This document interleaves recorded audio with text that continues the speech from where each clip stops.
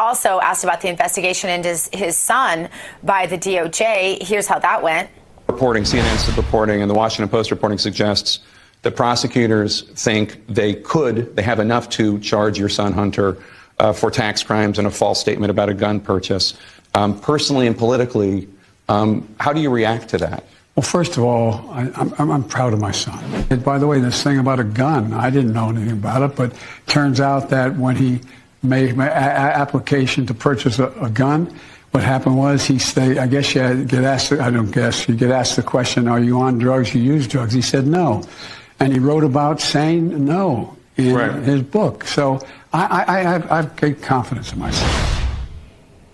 You can't blame him for defending his son. That's one human thing we get. But Hunter Biden's crimes are on video for all to see. And really, these are Joe Biden's crimes more so than Hunter's. And I think that's what we need to point to. The DOJ doesn't have to kick down Hunter's door. They don't have to raid the Biden home late at night with guns drawn like they've done to countless conservatives now. All they have to do is look at the laptop and slap the handcuffs on Hunter. But really, got to investigate Joe, right?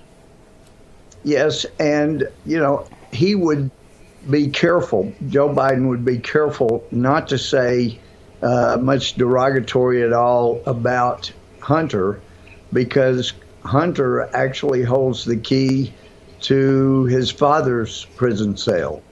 If he talks about his father, if he verifies what he has said in print, that he was having to pay his father a percentage from the money that he gained with Joe Biden's help, then his father is looking at some time to do. But let me mention, we're seeing a lot of things we saw under FBI Director Mueller, FBI Director Comey, and now under FBI Director Christopher Wray, who said back in 2005, Comey and Mueller were his heroes, so naturally he's going to try to follow their lead. But we've been seeing since Mueller tactics that go back to the days of J. Edgar Hoover, where they investigate, they obtain information of crimes, and they go two ways from there. And I think that's what we're looking at here and will look at.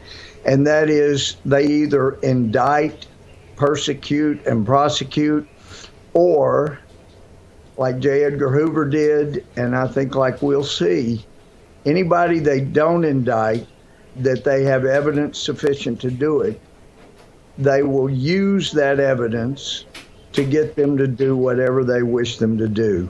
So the justice and the intel communities have had way too much control over way too many people, and I'm afraid, Gina, that's what we're seeing now.